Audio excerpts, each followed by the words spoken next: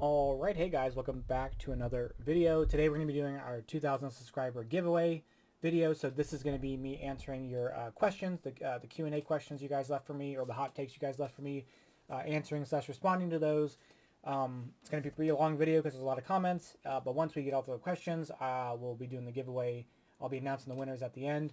The way we're going to do that is I've taken all your guys' comments, put them in a spreadsheet, and given them all numbers, and then I'll use a random number generator to get those numbers. So there may be a little bit of editing in this just to try to kind of get the odds and ums down.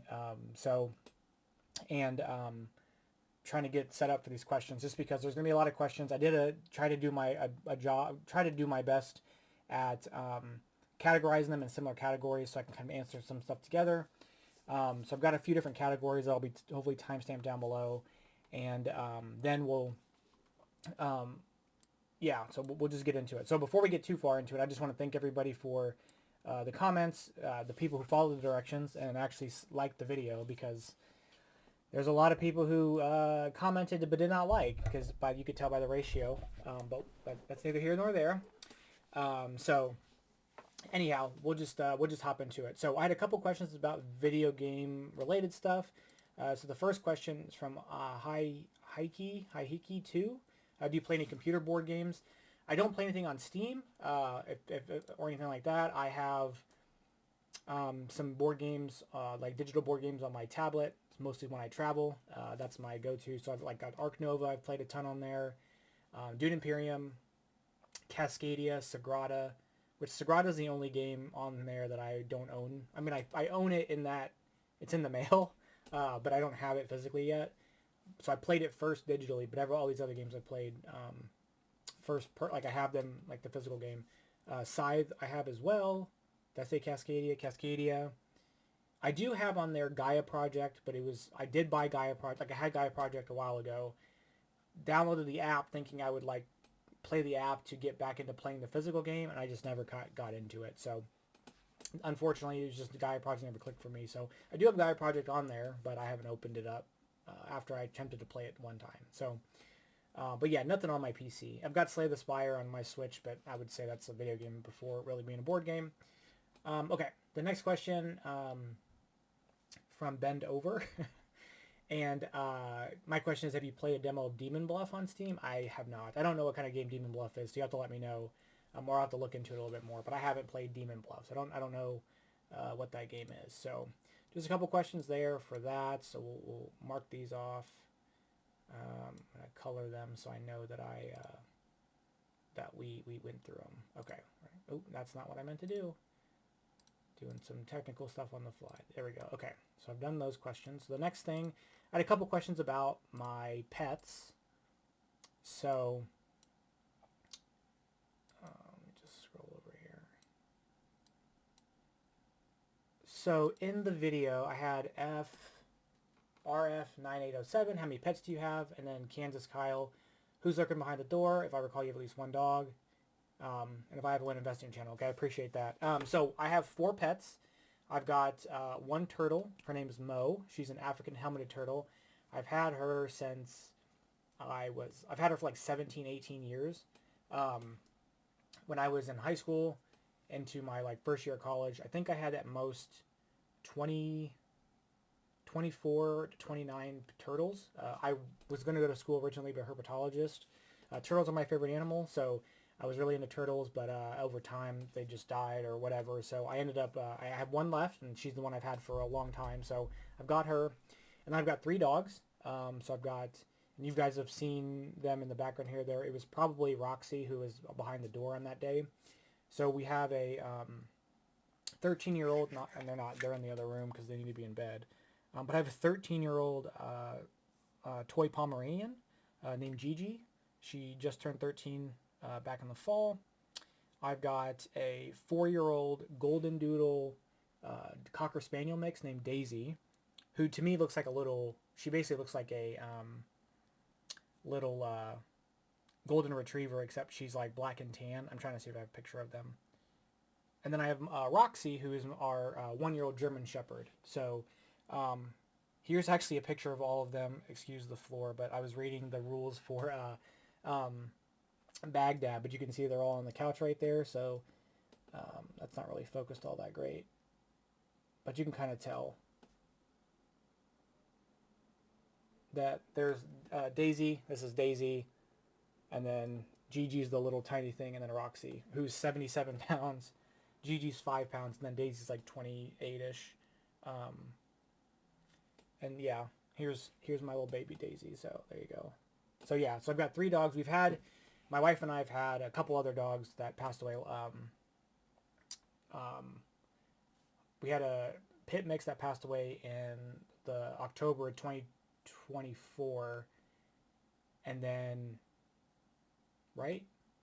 Yes, and then our German short-haired pointer who was 15. So our pit mix Carew, she was 12. She had cancer, so she died. She passed away, and then our pointer Hawkeye, he was 15. He passed away back in March of 2025. So we've had a few dogs, but we currently have 3. So you guys probably hear them quite a bit because they're usually in the background barking at stuff. I do my best to try to keep them quiet, but it doesn't always work. And if you guys have dogs, I mean, if you guys have pets, you probably know, but if you have dogs especially, you know that they are kind of idiots sometimes, but there's no better feeling in the world than coming home from work and them just super excited to see you. So big fan of dogs. Okay. I've had a few questions about my tattoos. So basically what's the story behind my math tattoo? So I'm just going to go over all of them, but I have 6 tattoos. You guys see 3 of them, but the other 3 you don't see. So this is my first one. So this is the golden ratio. I got this right after graduating college. This was kind of a gift for my wife partner at the time, but my wife now. She got that for me for graduating college. My bachelor's degree is in math and statistics. So golden ratio. If you guys don't know the golden ratio, you guys see it everywhere. But this is effectively like the math behind. Just to kind of simplify, this is the math behind like aesthetically beautiful things. So like it's the ratio that's often used for a lot of architecture. It's often, actually, if you have a debit card or a credit card, the ratio of the 2 sides of the card fall into the golden ratio. They're the golden ratio. It's effectively one side, the ratio of a long side by a short side, equaling the ratio of the 2 sides together by the long side. It's probably too much math, but that's what that is. But it's a lot of times associated with aesthetic beauty. It's also associated with the Fibonacci sequence. Although that pattern can be done with any 2 integers, and then you can continue that pattern by adding 2 digits, and then getting a number, taking the previous number to the new number, adding them together, and doing that pattern forever. The ratio of the 2 numbers at any point converges to this number. But the Fibonacci sequence is the one that's most famous for it. The 1, 1, 2, 3, 5, 8, 13, 21. Yeah, so that's what that one. Then I've got this one here, which is the on my wrist, the function of absolute value. F of x equals the absolute value of x. This is mostly because you guys know absolute value. It creates a positive integer, so it's you put in anything and you get something positive. That's what that's supposed to be. So it's kind of a reminder to make experiences or take things that happen and just try to look for the positive in those. This is, you can see this on my arm here. So this is a quote from a Childish Gambino song. So my fear is dead, ambition drove the hearse. That's from Camp, the album Camp. It's Hold You Down. I've got on this arm, which is the other thing you see often, is Euler's identity.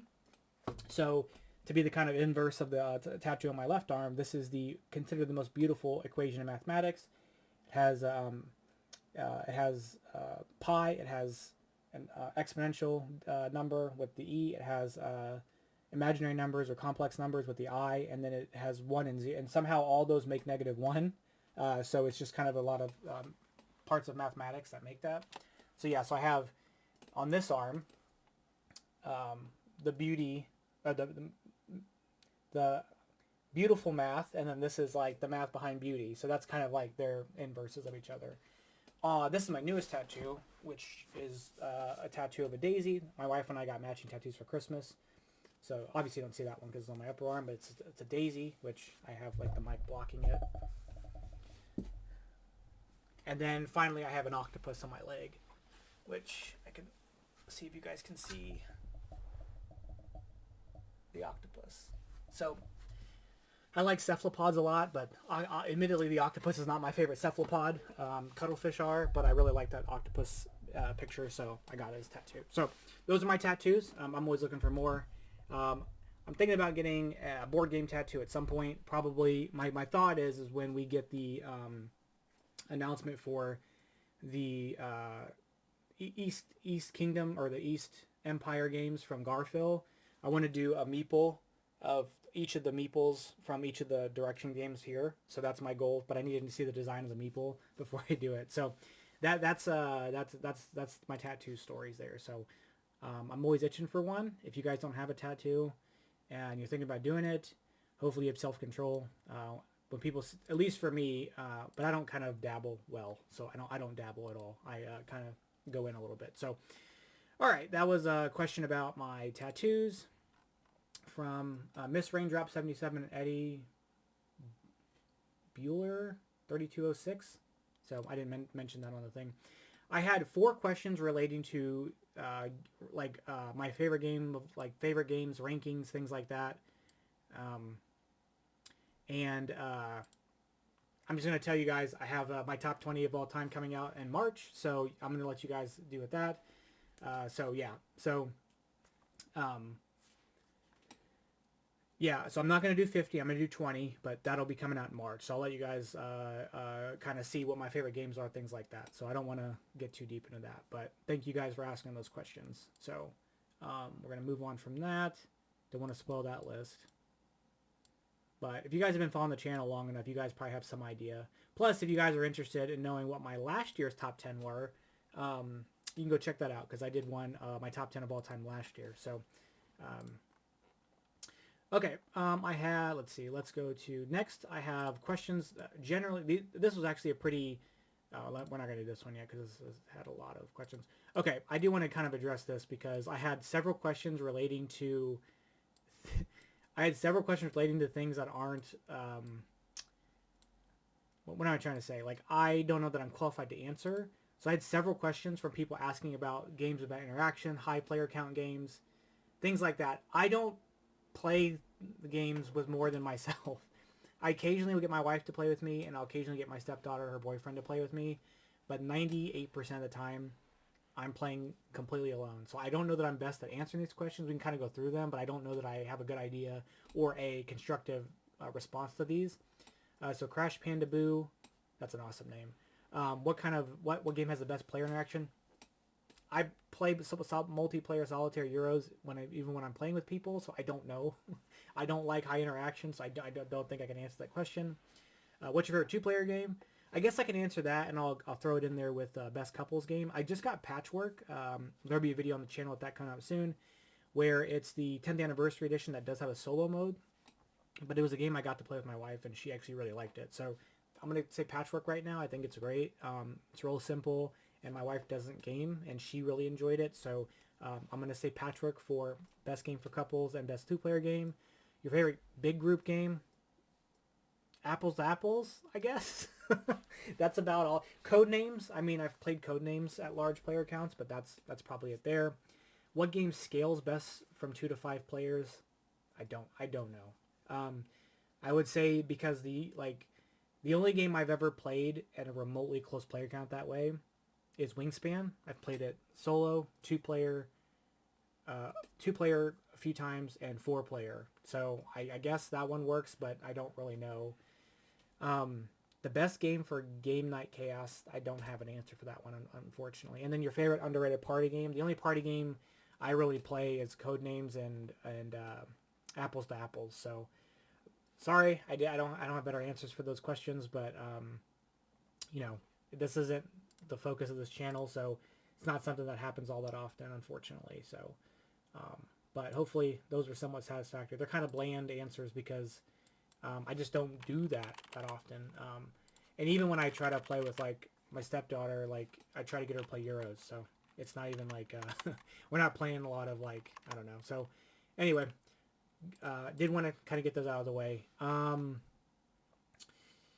So I had actually had a decent amount of questions kind of about my startup and and I kind of classified it as the origin of my channel. So we'll go to that section next. So let me actually shrink this down because this is where there's a lot of questions here. Okay, so Kiki Kooks 2, is that? I'm sorry if that's incorrect. What made you first interested in this hobby? So this, I'm just gonna read these in order, and there may be some repeats here, but I've always played like TCGs. Like growing up, I played like a little bit of Pokemon, a little bit of Magic the Gathering, but I really was into Yu-Gi-Oh, and that was probably the thing I did the most was play Yu-Gi-Oh, and I played so much Yu-Gi-Oh in fact that like I would just have two decks and play by myself. So I was big into just like wanting to play the game so much, and I didn't have a lot of like when I would play with my friends, they did not were in. Some of my friends were into it as much as I was, but we just didn't get together a lot. I remember eighth grade homeroom. My best friend and I would play Yu-Gi-Oh for a lot of homeroom when we were able to. So I played a lot of that stuff. So kind of fast forward into 2018, that same best friend of mine who's into hobby gaming um, was telling me about a game he had that was Marvel characters, and I was like, cool, you know, I'll check it out. Like I was agnostic to gaming. I was mostly video gaming, but not board gaming. And it was Marvel Legendary, and I was like, holy cow, this is awesome because it gave me that feeling of playing Yu-Gi-Oh, where I'm like, I have a deck of cards, I'm building it, and I love card games. I've always have since then. Um, so I got into Marvel Legendary, and I got so into it that I like bought everything within like the first few months. Got completely caught up, and that's the only game I played for years, till like 2021 or 2022. It was Marvel Legendary is what pushed me into the hobby, but I didn't do a lot past that. Um, so Marvel Legendary is going to be the answer to that. At some point down the road, in 2021 or 2022, it might have been 21. Um, I like looked a little bit more into the kind of the gaming thing, and like because I would always go to Miniature Market or whatever to get my Marvel Legendary expansion, and so I think I did a little bit more digging and found a few games, which I don't know if that's going to come up here later on or not. So, but yeah, I'll get into this because I have this question a couple times. So I ended up buying from that. I got into stuff, and so then I started looking, and I saw um, Set a Watch, One Deck Dungeon, and Central. It was Centrals of the Multiverse. The definitive edition was really what got me into like other games because I was like I wanted to get into Marvel Champions, but I thought it was too overwhelming to get into. So I was like, well, I'm not going to do that. But then looking at the definitive edition of Sentinels of the Multiverse, I was like, okay, like this is like it's all contained. I don't have to like get a bunch of expansions. They're redoing the game, so I don't have to backlog anything. I can just get the new stuff. I learned quickly that I don't like multi-handing stuff, but that's kind of what got me into the greater hobby outside of Marvel Legendary was probably Sentinels of the Multiverse, and then getting a couple other games. So my favorite childhood game is probably Trouble or Sorry. It's what I've probably played the most for some reason. Something about popping that thing on Trouble I liked. I played, of course, Monopoly and Scrabble and things like that, but Trouble was like the first thing that came to my mind when I was a kid. My question is, do you intend your YouTube channel to be a board game channel? No, it doesn't. So if you go back, I've got over 1,000 videos on this channel. My channel is it's over 18 years old. So my channel, I created my channel in 2007. If you go back to my older videos, I don't have one here, but I used to solve Rubik's Cubes competitively. So I was really, really fast at cubing in the late 2000s, like the late aughts and the early 2010s. I used to compete quite a bit, especially specifically in the Midwest. I was really, really good. When I got to the there weren't as many people in the Midwest though, so the communities weren't as big in the Midwest. I'd have to go to Minnesota a lot to compete. But yeah, that's what my channel was created for, was cubing stuff.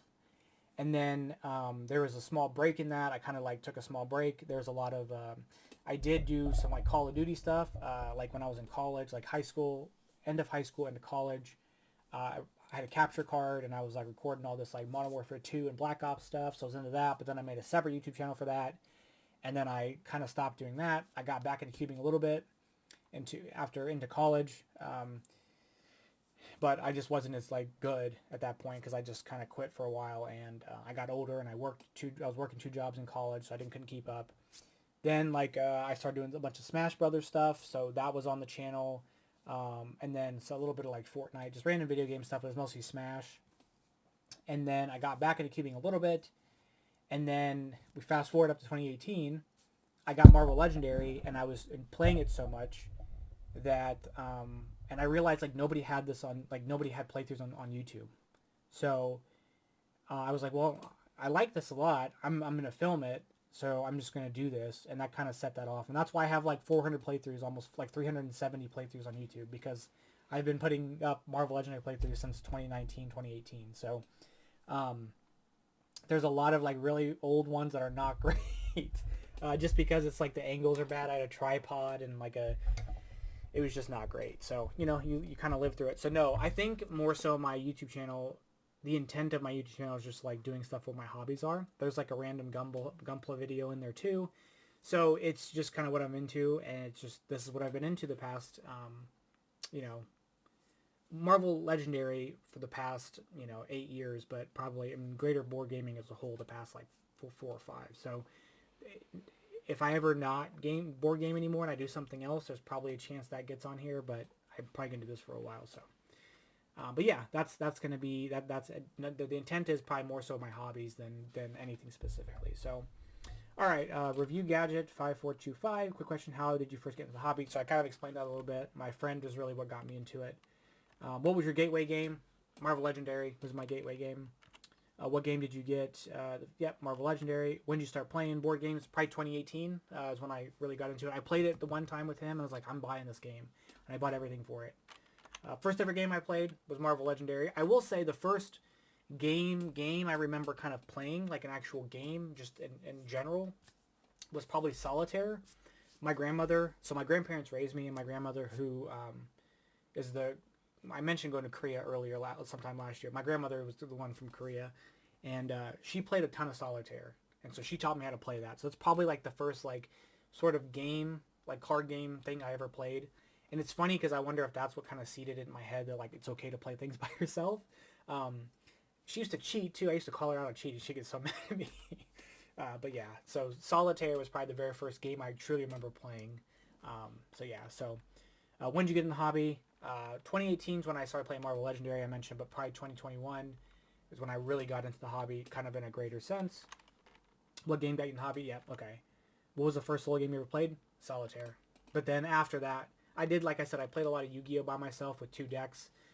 There was no information that was like hidden, but I used to play like a ton of Yu-Gi-Oh! Like Game Boy Advance games. I played a ton of Yu-Gi-Oh! So actually, as recent as like 2022 maybe 2021, I think it was 2022 is when I got into stuff.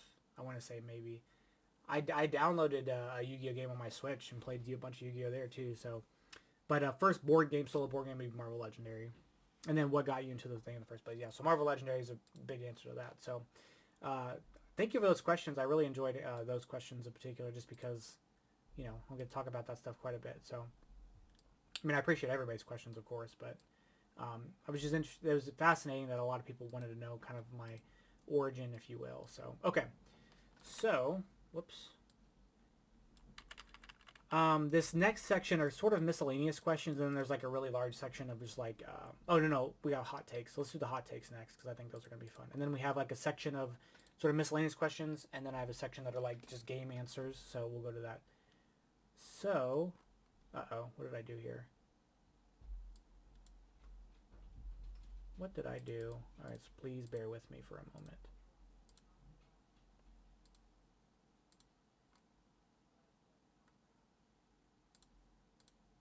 Okay, so here's some hot takes from you guys. Okay, so Lucky Summer. My hot take is that board games that are luck-based are more fun than skill-based games. Probably from a like a multiplayer perspective, I would think. I don't know if they're more fun, but I think it makes it more enjoyable to play with people who aren't into gaming, because it gives them a chance to win, and like winning is fun. So I kind of agree with that. I don't know if that's sort of a hot.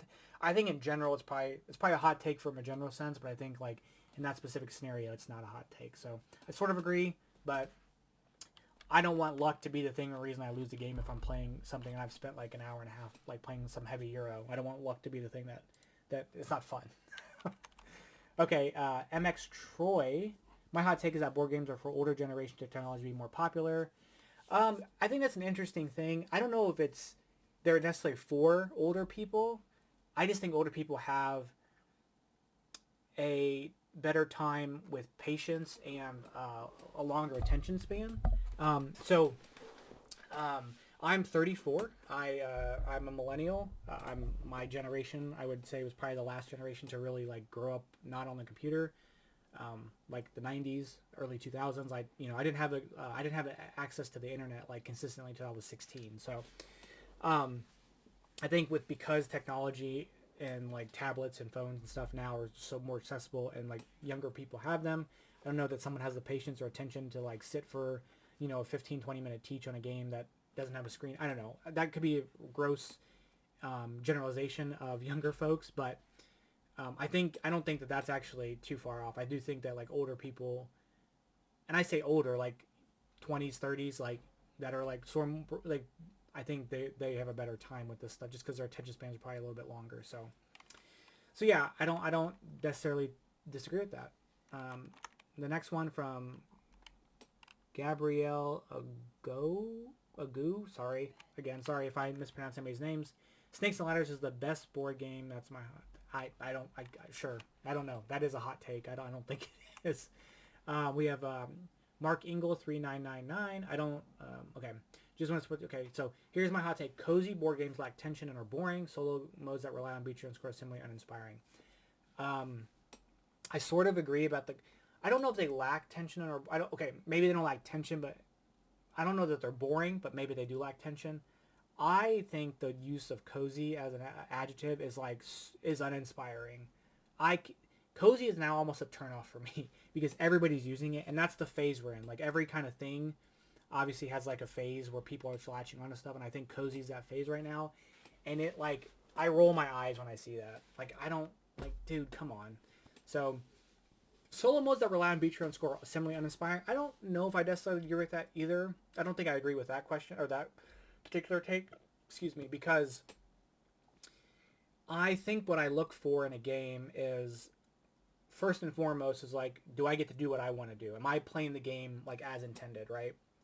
And that's like kind of a gross, like that's kind of like sometimes like solo modes are modifying the game. You play sort of a different game, but mostly I'm looking to make sure I'm doing what I'm doing. I think a beat your own score needs a like I think, and I'll come down to it because I think somebody asked me about some of my hot takes, so I've got a few. But I think a beat your own score can be fine in terms of it being like as long as like there's a way to sort of create those same interaction points that a multiplayer game would. So for example, I think a good example would be a recent game, Aquaria, where it's a table that you have a beat your own score. This is actually very similar to a lot of Vladimir Suchy games where there is like an automa or an AI that will remove tokens or tiles, will kind of take spots on on tracks, things like that. You're not competing against them per se, but you are dealing with like those interaction points. Like you don't get this card, it's going to take this card away. It's going to take this spot on this thing before you do, so you don't get the points for it. So there is tension in that, and there is like, but you still get to know what you do. So I don't think I necessarily agree with that part. I more so agree with your first part for sure. That cozy games may lack tension. But yeah, it's fine. So okay, board games are best played solo. I agree because you don't have to wait on anybody. That's always first. 007. If you play solo, you are always first. So there you go. That's not true, actually. That's a lie. Sometimes you're second. Linus Video YouTube, YT. Hot take rulebooks are becoming way too complicated for no reason. I don't know if that's true or not. It might just be a thing of like... So I will say, I did a vlog a while back talking about like how you learn board games. And I mentioned in that I don't typically read the rulebooks because I always feel like it's just too much. So I may have thought that at one point, that they're just kind of overly complicated. It just seems like a wall of text and my brain's shutting down. But I will say, after someone kind of called me out on that, and I appreciate that, I should be reading the books, right? So I started reading rule books for games. And the more you read the rule books for games, the easier they are to read multiple rule books. Like, the act of reading a rule book is easier to do whenever you do it more often, which is with a lot of stuff. Like, just exercising that part of your brain. I think learning games, like the more games you learn, the easier it is to learn a game. I would say that's the same with rulebooks. Now, not all rulebooks are designed the same. They're definitely like, some are way better than others. But I will say that like, I've had questions, like I had questions about I think Covenant. I had a question. I had a couple questions about um, Tiencia. I had a couple questions about Ada's Dream that I read the rulebook, couldn't find the answer, threw them up on BGG. And I will say that like the benefit of reading the rulebook, especially when like you use, because I don't, it's not, I would say that like the rulebook and then like watching how to play or watching a playthrough are like the best ways for me to learn. I can always go back to the rulebook and know, okay, I know this section. Let me go check that section because I've already read it once, sometimes twice.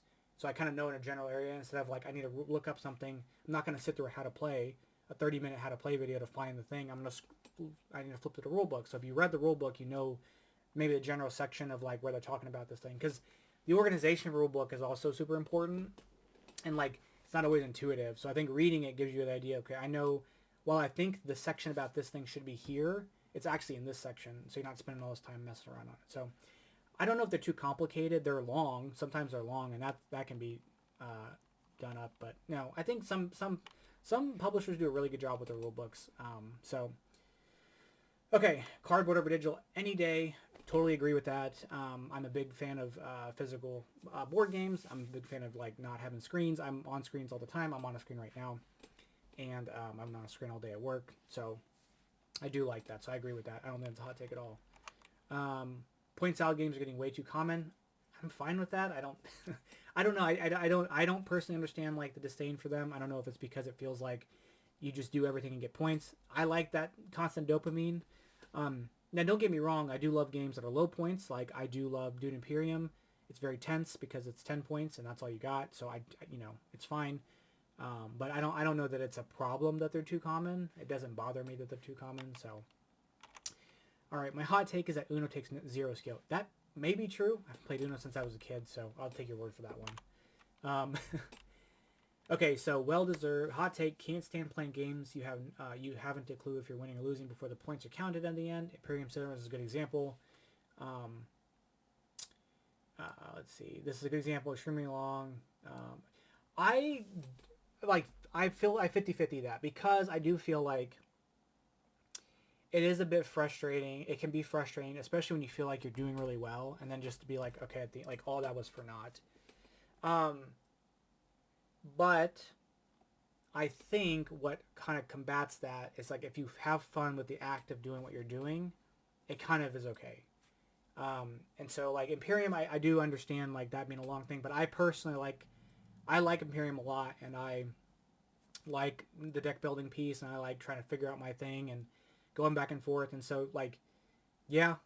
And I lose more games than I win. So that's also a thing. Like I'm just going to go in thinking I'm probably going to lose. And if I don't, I'm excited. But I do understand that. Like I totally get like having no idea. You just have a feeling like, oh, I think I did really well, but you don't really have a good idea. Like, I mean, some games, like you think about something like a Wingspan, you're like, fourth round, you look over and you're like, I have the first on every single goal. You know to yourself, like, oh, I'm going to get the maximum points for this bonus card, and I've got, like, a ton of eggs. You're probably going to win. Like, I think you probably have an idea with some games. But other games, yeah, it's kind of hard to tell, especially with, I think, like, another good example of being hard to tell is, like, Wayfarers of South Tigris. Like, you've got this whole big board of stuff. You kind of got some idea where some points are, but if you're playing with other people, it's probably hard to compare because you're just focused on your own thing. So I get that.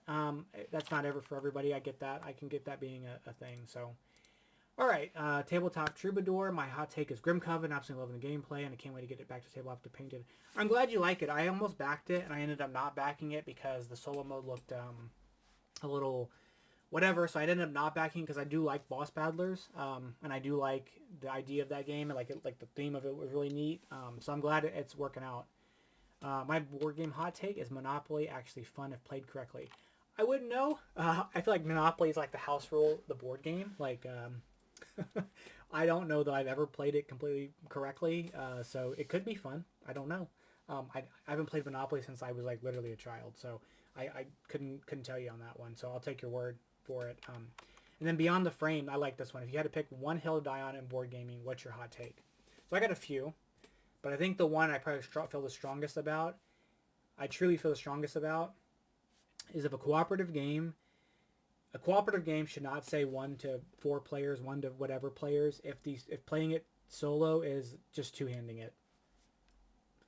It's a cooperative game that requires two-handing for a solo is just a 2 to 4 player game or a 2 to something player game, and that's okay. I'm not saying I think two-handing and playing true solo are two different things, and the player count on the box should not be one player if it's two-handing.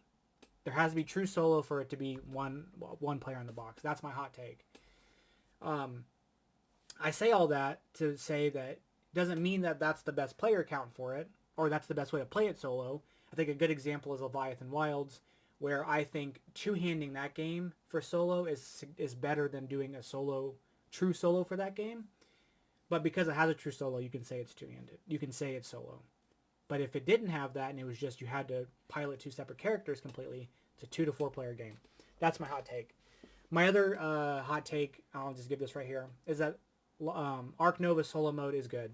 The base game solo mode, not the Arno. I haven't played the Arno, but I think that the base game solo mode is a perfectly great solo mode, and I like it. So those are my hot takes. I'm sure I have more or could think of more, but those are the two first ones. I feel pretty strongly about that first one because it's just annoying to like, oh, it's one player. I just have to look it up, and it's just extra work. So anyway, those are the hot takes.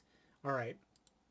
Okay, so we're going to get into some questions that are kind of just different kinds of questions. I really, this is kind of more miscellaneous related questions. So, okay, so let's get into it here. So, Honey Moss 132.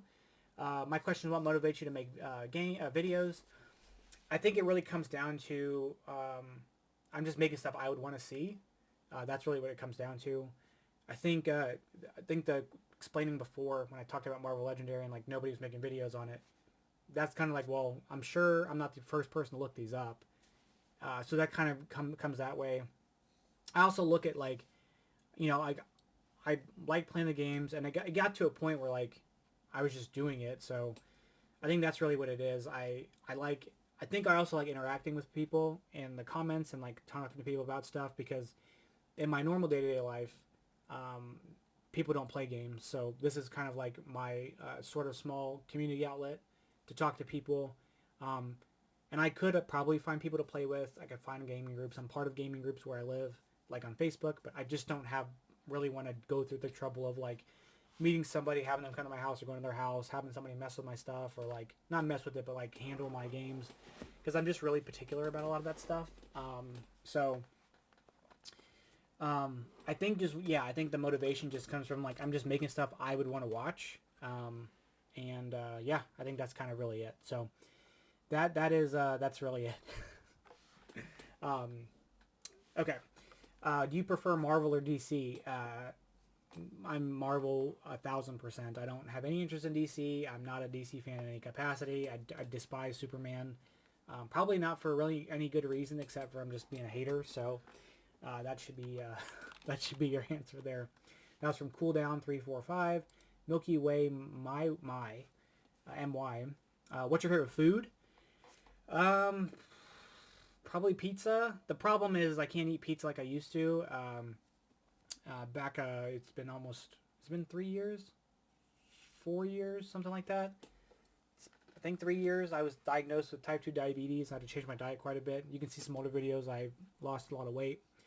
So I try not to eat pizza that often, but I'd say pizza. Pizza's perfect. You can do all kinds of styles of pizza. I eat thin crust because it's just lower carbs. Probably like a cheeseburger too. Like I love a good cheeseburger. It's so good. So pizza and cheeseburgers. Pizza probably. If I was stuck with one food, it'd be pizza.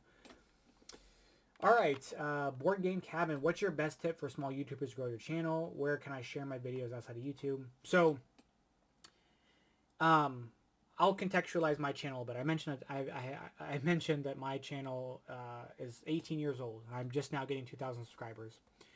Part of that is because of the particular things I was into are very niche.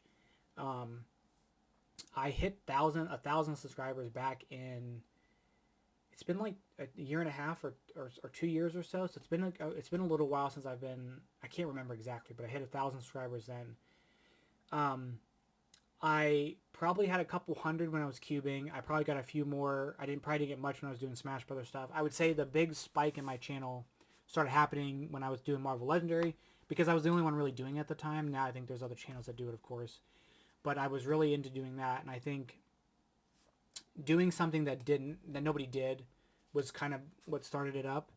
But even then, you're talking about growth from, we'll say 2018 to be generous, to now. For 8 years, I've gotten 1,300 subscribers. So I think if you want to grow your channel, you probably want to do something that you're not allowed to see people do. And that's hard because it's like, there's all that stuff. So I think the best thing from that perspective is find something that like either is uniquely you, or find something that like you see people not doing that you think would be of value. And the thing is, it's hard because of something. It's hard to assess something of value because you can't inherently do it yourself, if that makes sense. Like, I can't say this is good. Like, I have to have you guys say this is good, right? That's the hard part about it. So I think if you have YouTube videos and you're sharing on YouTube, that's great because obviously that's the platform. But like Reddit, BGG, Facebook groups, as long as like you're following whatever guidelines, permissions those places allow, that's probably the best way to do it. For Marvel Legendary, especially early on, I'm part of like 2 or 3 Marvel Legendary Facebook groups, and I used to share my videos there all the time. That got people watching. Something I don't personally do a good job of is promoting my stuff, and so this is something I started doing this year, was putting my playthroughs on YouTube, on BGG. So I would say that's probably kind of the best way to go about doing it. One thing that I also have done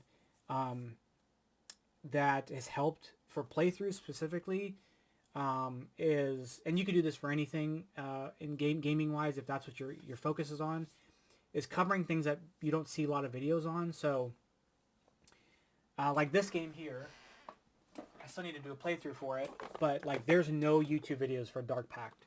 So like I'm gonna do a playthrough of that, and like it'll be probably one of the like a few that are up there. A lot of times for me, I've had the benefit of like getting something from crowdfunding, and there's no solo playthroughs, or like there's no solo playthrough, or there may be a couple from like before, but none since like the final production was done. So I try to get those played out and get videos of that stuff out, and that typically has helped because people are looking for that as things are getting delivered or things are hitting retail. But yeah, I would also say too, like, try not to get discouraged because it sometimes sucks that nobody's watching your stuff. That happens. I mean, it happens to all of us. Just keep going about it. It's really just, it'll happen. And don't make it like, don't think this is, I mean, I'm not saying you're doing this, but I think some people get caught up in saying, I want to do a career of this. You're never going to, like, very few people make a career of doing this stuff. So do it for fun. Do it whenever. I think you just do it enough, it'll happen. I know that's probably not the best answer, but I think sharing your videos on like places that are frequented by people looking for this stuff is going to be your best bet. So if it's board games, obviously the subreddits for them, BGG, Facebook groups, things like that. Get your friends to watch them, have them share them if they're interested in doing them. My sister doesn't really watch them, but she gets on there and likes them for me every time. When they get uploaded, she gets notified, so I appreciate that from her. So yeah, kind of just wherever you can. So, all right. Do you think some board games should be competitive, for example, like chess? Yes. So I think I like this question partly because that's sort of like the kind of mantra of my channel. If you guys, the newer people probably don't know this, but people who have been with me for a little bit know that like when a new game comes out, I like trying to do at least two or three playthroughs of the game. Probably more 2 than 3. Some games only do 1 because I feel like that playthrough kind of gives you an idea what the game is. But a lot of games, these games are games that like people spent years designing. A lot goes into them. There's a lot of depth and strategy in them. You can sit there and you can dissect and play a game of Arc Nova and dissect opening moves and doing all that stuff. And there's so many games in the way you would chess. There are so many games that you could do that with. Wingspan you could do that with easily, depending on how things start, how you do these things, analyzing like the best time to do certain things, and like getting this combination and finding this broken strategy, or doing Imperium's another really great one, especially because like you start with the same hand of cards as other people. So I think there are plenty of games that if you give them the space and time, you could easily just make it this is the thing you do. And I know people do that with like Scythe, with Arc Nova, with Great Western Trail. I mean, there's a series of board like the World Championship of Board Games or whatever that's done every year in Las Vegas. Like, I super enjoy watching some of those because it's like true ultimate competitiveness of that particular game. And in this hobby, we just consume and move on so quickly. So that's, again, why like the kind of the mantra of this channel is like showing off these games, showing what they have to offer, because there's so much there with them. So yes, I do think board games can be played competitively easily. You could pick, there's so many too. You could actually do something that's super in depth and super like competitive and super analytical. Yeah, so I think that's easy. I totally think so. So, okay. What's your favorite video you've ever made? Oh, that's tough. I don't know. I don't know that answer. I didn't think about that one too hard. What is the favorite video I've ever made? I don't know. I don't know that video. I don't know what that is. Honestly, it's probably... Well, there's a couple videos. So there's a video that I made when I was still cubing where I got a 6.95 second solve. That's probably means nothing to you, but I did a solve in under 7 seconds back in like 2009, and it was crazy, and I like popped off hard from that. There's a video I made when I was 16 with where I'm just like talking to the camera and I'm just like being super goofy. And it's the unfortunateness of having a YouTube channel when I was a teenager. And I'm glad I didn't have it any earlier, because I would have probably made a really big goof of myself. So some of those videos are fun just because it's just like pure excitement and joy. There's a video back when I was cubing too, where my friend and I were trying to do something, and the cube broke in the middle of doing it, and I just like died laughing. And you hear my sister, who's like, 8 years old at the time, running in, like, "Are you okay?" And I'm just laughing so hard I can't breathe. So like that's kind of fun. But those are probably some of my favorite things, but I don't know. So that's a hard one. So, do you bet money on board games? This is from Reynolds Cars. No, I don't bet money. I don't bet money on anything. So no. Okay. Next question. Louise. You play board games with your family or friends? I do play with my wife occasionally and my stepdaughter and her boyfriend. That's who I play with mostly if I'm playing with other people. And then my one best friend, I've played with him a few times. By and large, I don't play with anybody. Like 99% of what I'm doing, 99.95% of what I'm doing is solo. So I typically don't, but I do have a couple people I play with here and there. Do you play any Pokemon board games? I don't know about any Pokemon board games. I play Pokemon video games quite a bit. I have the Korean version. There's a Korean EV exclusive version of Point Salad. I have that, but it's a 2-player game, so I haven't even played it, and it's in Korean. But aside from that, I play a bunch of Pokemon.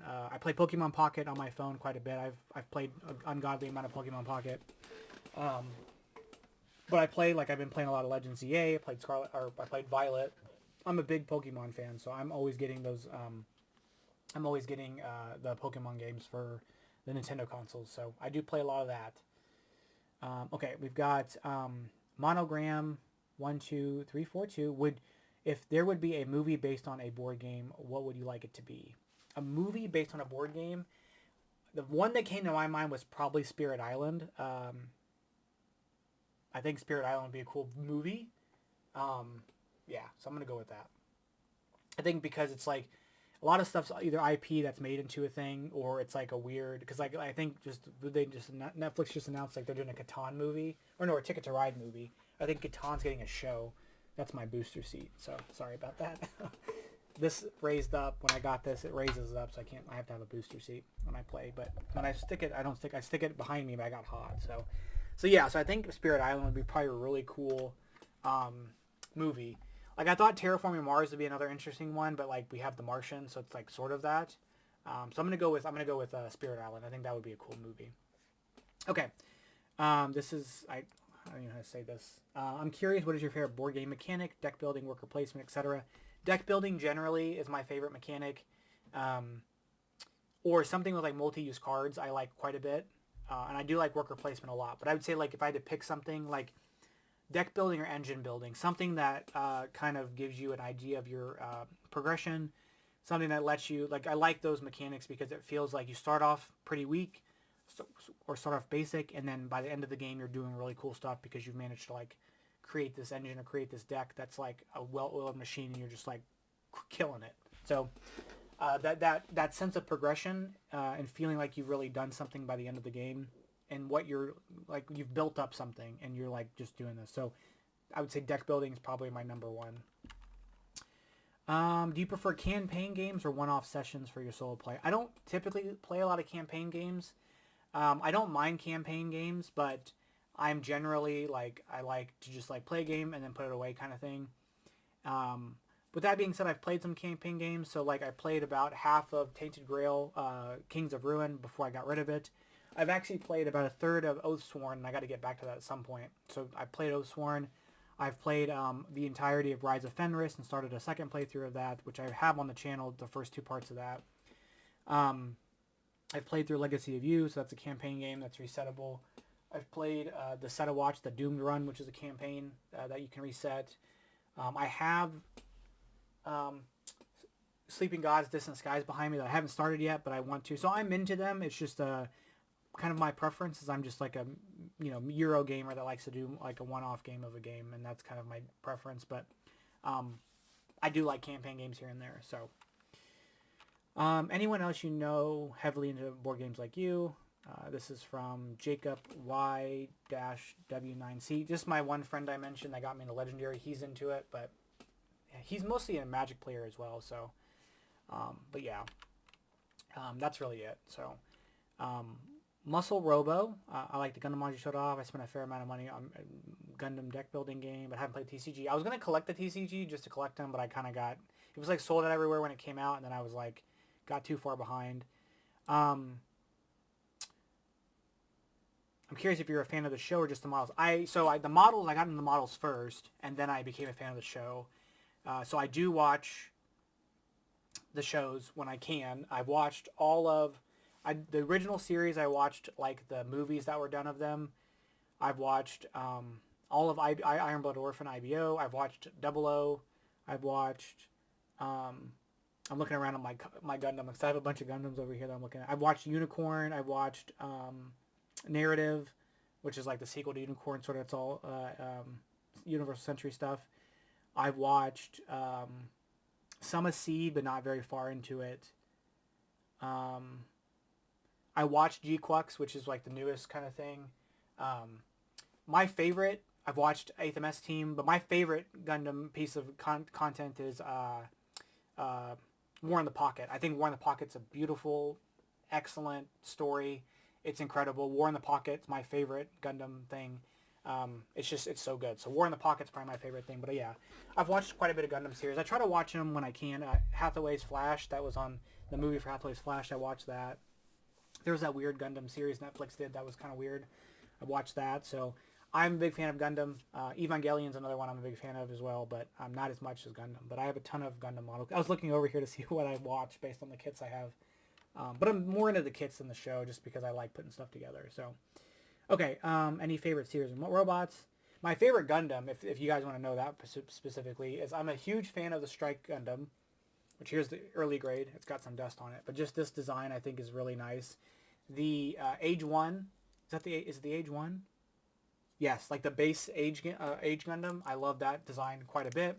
I'm a huge fan of the which one is it? Like the Mark II that was in Titan, the one that was in Zeta. I didn't watch Zeta, but I think the Mark II, I like the design of it like quite a bit. I like the Banshee, the Unicorn, the Banshee. But I'm a big Zaku fan. So like the Goof, Char Aznavour is one of my favorite characters. The Goof, which is Rambo Rawl. But I'm a big Zaku fan, so I'm a big in the mono eyes. So that's gonna be that. If Legendary is really moving from Marvel to DC, anything you didn't want to, anything you wanted, we didn't get. I would love Robbie Reyes Ghost Rider. I would have loved Robbie Reyes Ghost Rider too. I don't know that they're moving from Marvel to DC. We've now got the official release for the second edition of Marvel coming out in Q2 of this year. If they were to say, hey, like we're not making anymore, I guess I'm cool on that because there's plenty of content. What I wanted to see is a new Miss Marvel that's an X-Men or a mutant Miss Marvel, one that's not a Champions one, because they finally like got to realize that character and make her a mutant that she was always intended to be. So I wanted an X-Men Miss Marvel. There's a lot of X-Men comics right now that have Miss Marvel in them, so that's who I wanted to see, which is a newer edition, of course. But aside from that, I'm not sure there's anybody in particular that I needed. Maybe Ben Reilly, like Scarlet Spider, like the OG with the hoodie and all that stuff would have been cool. But I don't know if there's too many that I really need from that. So, but Robbie Ray as Ghost Rider would have been sick. Yeah. So okay. Do you like anime? I know it's not a board game question, but it's something I think of. So yeah. So I mentioned I'm a big fan of Gundam. That's probably the only anime I super duper watch. Although I watched like Evangelion. I watched. I was watching on Netflix the Castlevania stuff. I really enjoyed actually quite a bit. The Netflix series for the Castlevania shows, like the Netflix ones, I really liked those a lot. I watched, like growing up, I watched Dragon Ball Z. I watched Pokemon. I watched some Digimon. I was a big Dragon Ball Z person. I did watch Yu-Gi-Oh! I've got 2 Yu-Gi-Oh! Model kits over here that I'm looking at, like Exodia and Blue Eyes White Dragon. Trying to think of what else. Not really like in general, but like I have and will watch some animes depending on what they are. So I'm not against anime by any means. But I typically my medium isn't always to watch animes. Okay, actually let me kind of bring this down because I didn't realize I was cutting that off. So all right. Just the good question I've heard people is how do they purge their collection? How do you decide how to sell, give away, etc. This is a good question. I just did a big purge not that long ago, back in December. What it really came down to, I haven't been consistent on this. It's just mostly like, have I played this in a while and do I want to play it? And that's kind of what it boils down to. And that was the biggest one for the one I did in December, where I got rid of about like 17 games, 16 or 17 games. I kind of just get to a point where I'm like, do I want to play this? Do I have any desire to get this out? And if the answer is no, I just don't even think about it anymore. I'm just like, okay, I'm getting rid of it. Because there's too many games. I've got too many games. And there's probably still a bunch of games I have sitting here that I could do that with. I thought I got them down that way, but I think probably if I haven't played it in like X amount of time, that should just be like, if I haven't played it in a year, it's time to move it on. So I think that's kind of the way I go about it. Depending on the kind of game it is as well, that's going to be something that I'm not sure. Like, okay, if it's if it's this type of game and I have a couple like this, do one of these do better than the other? An example that doesn't apply to me, but I could see being one would be like if I had Wingspan, Wormspan, and Finspan. They all Raising Robots is another one that's a similar kind of game. Do you need all those games in your collection? Maybe not. You just one. For me, I like that kind of style of game, so I'm fine with all of them. I appreciate their differences. Everdell would be another one. Like, do you need Far Shore, Silverfrost, Wondrous Creatures, which isn't Everdell, but it's like Everdell kind of. I like that kind of game, so I'm going to keep them all, but that could be a thing where, like, is there a game that you like this, you don't need all of this thing if it's not a preferred or, like, really loved a mechanic, you can move it on that way. So hopefully that answers your question. Oliver Shines, can I get PayPal or Amazon gift card? If you win, sure, that's fine. Easy001, what are the characteristics of a good board game? I think if it makes you think, I think that's probably that's probably a poor answer, but I don't know. I mean, I think aesthetically is fine. I think theme is kind of whatever. I think if the game isn't a waste of your time, it's probably like the good characteristic. Like if you felt like, if that makes sense, like time is as much as like it's weird to think about, time is like a resource, like in real life, like like it's like food or money. Like it's something that like you only have so much of, and like how you use it is important, especially as you get older.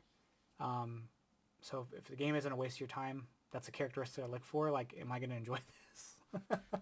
I think in a general sense about games, like, is the rule book done well? Is like the way it's play intuitive? I guess those are maybe good qualities, but as long as it's not wasting my time, I think it's fine. I don't know. That's kind of weird. Okay. Corey3145. Regarding Q&A topics, what are other content creators you enjoy or find inspiring? Your videos. Okay. Well, I'm glad they're helpful. I would say my go-to ones, like, my favorite people to watch are Slicker Drips, so Tom from Slicker Drips, Paul Grogan from Gaming Rules, One Stop Co-op Shop, so it's mostly Michael Kelly, Shaggy from totally tabled. Those are like my go-tos typically when I'm going for like content, especially because they'll do solo stuff. Tastes align quite a bit. I would say One Stop Co Shop is a little more like the non-Euro-y part of me, like things that I like go to him. Like he does a lot of the solo game of the month. And he does a lot of like adventure games and a lot of like, you know, he's not as a big fan of Euro stuff, so that's why I get him from the other guys. But those are typically the people I go to. Those are my go-tos. I particularly like, I mean, I would say like probably my favorite of those is probably Slicker Drips. I just feel like I like the way he does stuff, and I like a lot of his games, and like him and I have probably a lot of similar tastes. So those are my choices. Those are who my go-tos are. I kind of watch a little bit of everybody. Like, you know, I do the Dice Tower like probably everybody does. You know, like I have, you know, I'm subscribed to, I like, and then talking about like reviews and stuff, I really like, is it no pun included or no pun intended? I can't remember. No pun. Yeah, no pun included. They're probably some of my favorite. Efka and Elaine are probably some of my favorite people just in general. I like 3 Minute Board Games. I like him a lot too. So there's a couple places I go for specific things, but for like I guess inspiring playthrough stuff, those are the guys. So, all right, what's your favorite item in your room where you film? This was hard for me. I had to think about this quite a bit, and I would say my favorite thing, like if I had to pick one thing, it's probably gonna be. I don't think I have it in here. Maybe I do. I have a book of Stephen King's that he signed for me, but it might not be in here. Because there's a Stephen King book, but I don't think that's it. I also have this poster, and I'll show it to you because I can't take it off the wall. It's huge. But this is a poster. In 2018, Childish Gambino went on tour. This is America tour, and he didn't come to Kansas City where I live, but he went to D.C. where my brother lives, and so my brother and I went to that concert. And this is a poster. He made an exclusive poster for each venue. And there was 2 different versions of it. There was like a 1 in 81 and a 1 in 41. And this one's a 1 in 40. So I spent like a lot of money on this poster. Let me see if I can get it to come up here. But this is the one from the Capital One Arena. You guys can see that right there. So that was exclusive. That was exclusive for that that show. And like it was like something my brother and I did. Like we hadn't got to do a lot of stuff together, so that was like fun that I got to like. He came with me. He went with me to that show, and like we got to do that show together. So I just have a lot of like good memories with that particular thing. It was kind of crazy trying to carry it back on the plane because I had to like roll it up and all this other stuff. But yeah, I think it's number 34 of 40. So that's probably like my favorite thing. Just kind of like it's just like a really sentimental, but also like. It's Childish Gambino, and it's all kinds of stuff I love. So I think that's probably my favorite thing in here. It's hard to tell. I've got a lot of cool stuff in here. So, but yeah, that's probably the thing that came to my mind first. Okay, Stephanie and Derek. I don't want to mispronounce that, so I'm not going to. Favorite designer. It's gonna be Shem Phillips. I just really like Garfield a lot, and I like his design. Sam McDonald's in there too. I like their co-design quite a bit. I really enjoy. So that's probably my favorite. Like when everything is said and done, it's probably Shem Phillips. I like Dave Terzi a lot, but I'm not always gelling with a lot of his stuff because he does like to make stuff really, really heavy, and I like a lot of his stuff, but some of it's a little too much for me. And I'm a big fan of Alexander Pfister because I love Great Western Trail, and I like Pirates of Maracaibo, and I thought Boone Lake was pretty good. So yeah, so I would say Shem Phillips and maybe Dave Terzi. Oh no, that's not true either. I mean, those are true, but Danny Garcia, I love Danny Garcia. I think Danny Garcia is incredible, and Thomas Holek is becoming like him and Danny Garcia are like my 2 like current like kind of newer favorite folks. Because everything they're doing is so different and so interesting and so unique. I think they're going to be considered like some of the classics when like time goes by. So that's probably where I'll say all that stuff. So, okay. So William Mitchell, this is a longer question. So, what are some hidden gems you would recommend from a solo perspective? Best of Thomas, Tom designer Dave Terzi you've encountered. Have board game skills, positively impact or translate into your personal or professional career.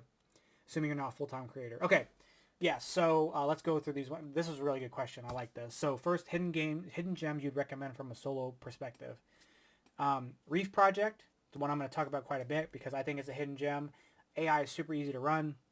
I've got 2 videos of that, but Reef Project from Board and Dice, I think is a really great solo game. It's really, really good.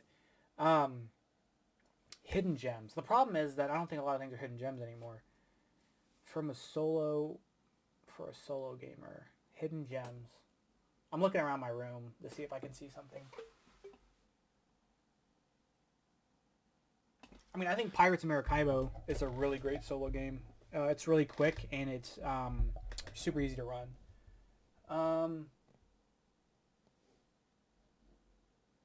Another game that doesn't get talked about quite often, it like kind of came and went, is Everstone. Let me pull this out because it's right here. This is really great. This is an engine building game and it's a really easy AI to run. And the way the AI works is it's like a timer, but it still does some stuff on the board and kind of blocks some spots. It's got an interesting, it's not like worker placement per se, but it's a lot of this engine building stuff. It's a really great solo game. There's like 4 different like personalities. And a lot of places, like, I kickstarted that edition. I don't know if there's like a deluxe edition or not, if it's all one. But like, Miniature Market always has that game on sale for like 25 or 30 bucks. That's a really good one. Go check out my playthrough of that if you haven't played that game. But Everstone's really good. Another one I personally really like that I don't feel like it's talked about a lot in the in like the Flat Out group. So like Cascadia, Calico, and Verdant. I love Verdant actually. Like, I love Cascadia more, but Verdant I think it's like slept on. I think people like loved Calico and then really loved Cascadia, and then Verdant was like whatever. But I really like Verdant a lot, and it's similar to those 2 other games where there's like scenarios. So I've got playthroughs of all those games I just mentioned. So I would say some of those ones I really do enjoy. They're different kinds of games. Some have solo opponents, some don't, but I like them all, and I think they're not talked about enough because I think they're really great. Best AI designer, I think Dave Turtsey is really good. I really am enjoying recently because I think, is it Casper from Board and Dice? Him and Dave Turtsey have been doing a lot of the recent designs, and I've been enjoying like their collaborative design. I'm assuming I don't know in what way they're both collaborating on it, or if Casper's doing it or whatever, but all of the solo modes that have come out from Board and Dice the past couple of years have been incredible in my opinion. They've been so well done, so easy to run. They're just been really simple to do what they need to do. Like, I think that craft of creating a solo opponent by Board and Dice is becoming perfected by their development team, and I think Dave Turtsey and Casper are the ones always doing it. So I'm a big fan of that. David Digby, I feel like, isn't talked about enough. I think he's really great, and I think he's done a really great job at a lot of the games that he's done solo modes for that I have. So Distilled, he did the solo mode for that, and it's really great, and it's very different than the multiplayer game because you're not obviously playing against an opponent, but you're like trying to get a target score, and it's a really cool way of doing it by doing these objectives. Really cool. Ada's Dream, he completely crushed that one. That one is incredible. That solo mode's great. He also did the solo mode for An Age Contrived, which I need to get back out. Not a lot of people, I think, like that game, but he did the solo mode for that. It's really good. So David Digby's another huge person, another huge like solo designer. I think is really, really good. Shem Phillips, he does all the solo modes for Garfield, and I think he crushes it. And I know some people don't like his solo modes, but I personally love them. So I'm gonna go with Shem Phillips as well. And Thomas Holek he might be one to look for because he did the solo mode for his games, but he also did the solo mode for Forestry, and I think it's done really well. So I'm looking for him on some things with that. So, and then has board gaming skills positively impacted / translated your career or personal or professional life. Maybe I think probably my attention span's been better by some of that stuff. So I think my brain naturally goes to a problem-solving perspective. I mean, like I mentioned before, my degrees in math and statistics. I'm not a full-time board game content creator. I would never. I don't think I'll ever be, and I don't think I ever want to be. I like the security of a 9 to 5. So this is just for fun. But yeah, I'm sure there's just like the problem solving is probably just part of it, or just ways to think about something, or ways which already my brain works that way anyway, which is probably why I like this. So they probably just feed into each other. So I don't know anything explicitly how it's benefited me, but yeah. So thank you for that question. That was a lot of good stuff in there. Okay, GG Chronicles. What's the biggest mistake new board gamers make? I think buying everything. I think that is the biggest mistake. I think if, because we all go through it, right? We get into the hobby and then we want everything. And then, like, for me personally, most of the things I started off with, I don't have anymore because I had to refine my taste and understand what I liked. And it's easy to do. It's hard to, like, you want to just try everything and then see it from that way.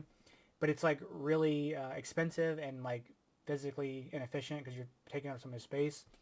So if you can help it, I would say look up games you like, maybe get a couple, but if you can play them elsewhere, Game Cafe, a friend, online somehow, digitally would be really great. Doing something like that, and then um, that's probably where I would go with it. I don't know if like I think too the other thing I probably would have done is maybe like used. I don't know. I would say that's probably it. Just try not to buy everything because I think you're gonna realize, oh, I'm not actually into all this stuff like I thought I was. Um, so yeah, so that's probably what I would say the most is like try to play games without buying them first before you commit to buying them. Do a lot of research too. Okay, I'm squeezing this down a little bit. All right. Next question: do you speak other languages? I do not. I barely speak English. I'm kidding. I'm not very good at English. No, I don't speak anything else. I am. I took 4 years of Latin, 2 in middle school and 2 in high school, and then I took a year of French in high school when I changed high schools. But that's it. Like I don't remember. I can sort of read it here and there. I took Latin because it was to me it was like a cheat code to do French and Spanish and Portuguese and Italian because they're all romantic languages. So I was like, oh, I can just learn 4 different things at once. But no, I don't. I can kind of pick up things here and there, but I don't really know them in a really like competent way. Um, my sister's fairly fluent in Korean, so I wanted to learn because she is, and then my dad is fluent in Urdu, so that was something I thought I should learn because I'm Pakistani and I'm Korean, so I was like, well, maybe I should learn those languages. But for right now, no, I just speak English, and even then, I don't do it that well. Okay, and then the final question for this section is going to be, who do you want to collaborate with in the future? And I don't know. I'm not really sure if I'm into that, so I don't know. We'll see what happens if anybody wants to talk to me, but for the most part, I'm not. I don't know that I'm super into that. So I'm kind of just happy doing my own thing and kind of hanging out with you guys. So all right. So hopefully this next section we can get through pretty quickly, just because it's the biggest section, but it's also the shortest answered section, and it's really just about different games. And there may be a lot of repeats in here. So let me just make sure I've covered every other sort of section. Yeah, I have. Okay. All right. I know this is a long one, but you know, I have 150 plus comments on here, so this is just how it's going to be. All right. We're going to start from the top and just run it down. All right. So let's see. What board game you didn't like, but but then started to after you played it for a while? I don't know. Most games reverse the other way. I like them at first and then go away. I think I appreciated. This is the best I can do for you. I appreciated Paladins of the West Kingdom more the more I played it. Like I was like, this is fine when I had it, but the more that I learned, like the more I played it, and the more that I learned about gaming in general, um, and the more that I started to like sort of really understand design, that made me love that game and think it's like a masterpiece. So I would say that's probably the best answer I can give you. What game can you play forever without getting bored? Probably Marvel Legendary, because the sheer volume of content in it makes it to where like I would never have to play the same thing twice. What's a game that you first hated when you played, but then started to like a lot? I don't think there's any game I hated playing, so I'm going to kind of go back to that first answer. What is a boring board game you've played? I try not to play boring things. I'm trying to think of a game I got rid of because I thought it was like fine. I mean, I thought, I mean, maybe part of it is hard because my idea of a game when I got rid of it is very different than like later on when you've kind of like grown and refined taste. But like, I thought One Deck Dungeon was fine and I was kind of frustrating, and so I got rid of it pretty quick. But I wonder if I went back to it if I'd be a little more appreciative of it. What's your favorite sports board game? I have none. The closest thing I have to a sport is Heat Pedal to the Metal, so that's going to be it. But I don't have any games that are like that way. Best board game to play alone. Well, that's all I do here. But I think like campaign games are probably best played alone. They're not the best board game to play alone, but I think campaign games are best played alone. So that's kind of an answer. What's your least favorite board game? I don't know. I don't don't have an answer to that. A Feast for Odin. What's your most beautiful board game you have? Probably most beautiful, just straight up aesthetically. It's probably gonna be anything that the artwork that's done. I would say I probably say Senkori is probably one of the most beautiful games. Everything about that game looks gorgeous. Anything Iona 2 does pretty much. So I'm gonna go with Senkori.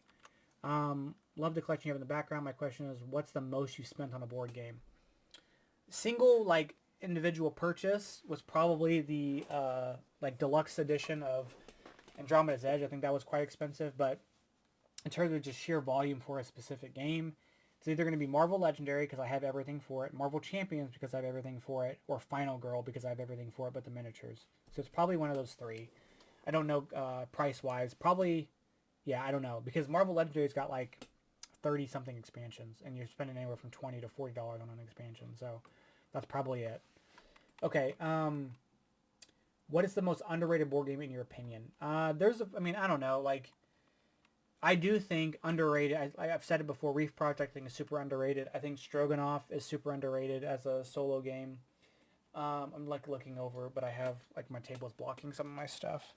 I think Citizens of Spark is super underrated.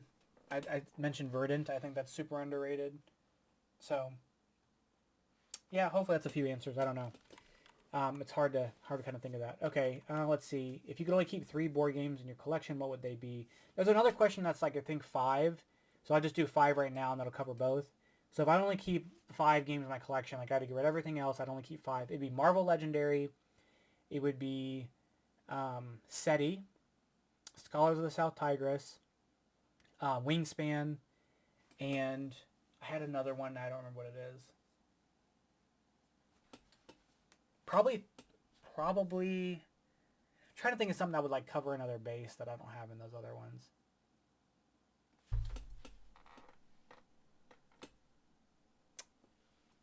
Oh, I don't know. I'll have to think about that last one. I'll come back to maybe Dune Imperium.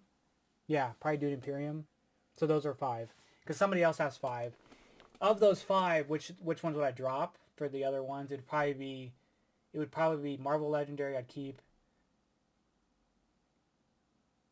SETI and Wingspan. Those will probably be the ones I would like keep. That are like, and it's not to say any of those are like I like those more than others, but that's like probably they're different. Yeah, that's probably what I would keep, honestly. What's your favorite game to play on a rainy day? Honestly, something that's like light and easy. So like a Cascadia or a Shallow Sea or a Verdant or a Calico or what are some small like Point City, like something small that's just like not just easy and it's just kind of nice and relaxing. So that's probably something like that. Do you play any online versions of board games? I mentioned that in the other video or the other section. I should have added that to there, but I've only played like stuff on my tablet, so I answered that earlier. What's your favorite game to take on a trip? I don't typically take anything on a trip. I took like Pawnscape with me once on a trip like a couple months ago, or like a month ago, for my wife and I to play, and she was like fine on it. She was like, it's too much, it's too complicated. Which there's a lot going on in Pawnscape. I love Pawnscape, by the way. There's a lot going on in there though. I've taken like Set a Watch. I think that's a really good game to take with you because it's in a small box. I've taken a couple of the like Oniverse games because they're really small and great to take. I took 20 Strong. You can take like the dice in a couple decks. Four Northwood's a really good one to take. But I mostly just take stuff on my tablet's my like travel board game thing. So I usually just take my tablet and have games on there. So, but those are some small box games I think are good. Do you play chess or do you play video games? I don't play chess. Last time I played chess, I was probably in 8th grade. Do I play video games? Yes, I play video games. I've mentioned I play Pokemon. Zelda's my favorite franchise of all time. You can see, here's like my second Switch. This was the Tears of the Kingdom OLED because I got my Switch 2 in my bedroom. Resident Evil 4 is like one of my favorite games of all time. So, yeah, I do play video games. Would you rather play Connect 4 Guess Who? I'd rather play Connect 4. I think Connect 4 would be my choice there. What's a basic everyday board game you like? I'm assuming you mean like a mass market game or something. Probably Apples to Apples is probably my favorite one. So I'm going to go with that. Do you like Monopoly? I haven't played Monopoly in a very long time to have an informed opinion, but probably not. Which game is fun only if you're losing? I don't know that any game is fun only if you're losing, but the best answer I can give you is the White Castle for solo, because you're never going to win that game. So you're only stuck losing, so I hope you're having fun while you're playing it. What board game has the best design?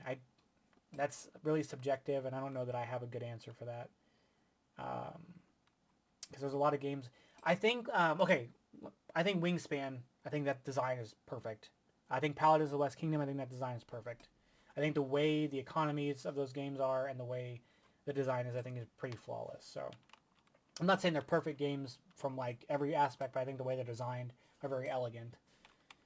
Is there a board game you initially disliked, but later grew to appreciate? I'm going to go back to the Paladins thing. Not that I disliked it, but I grew to appreciate it much more as time went on. What's your favorite all-time classic board game? Like old school, like I'm thinking when I was a kid, probably like I said, like Sorry or Trouble. That's probably it, because I just played that as a kid. Yahtzee, I don't know. Probably Sorry or Trouble. A game you underestimated because of the box size. Game I underestimated the box size.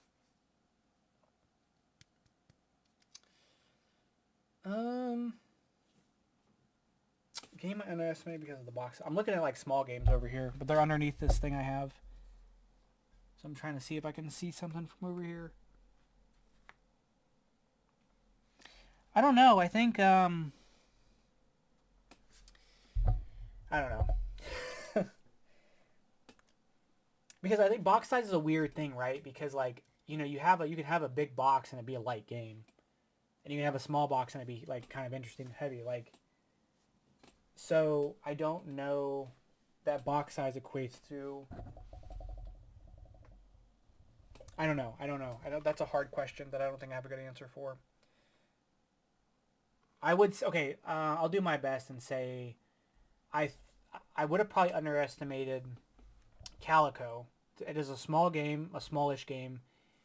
The box is small. I mean, and I played Cascadia first, and I kind of had that Calico was like that.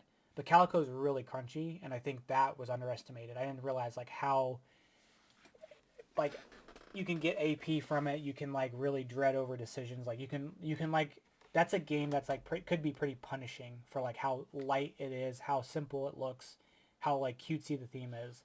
So I'd probably say Calico is probably the one. Gateway game you recommend to non-gamers. Cascadia is my go-to for that. Cascadia is always my go-to for that. So I'm going to get to Cascadia.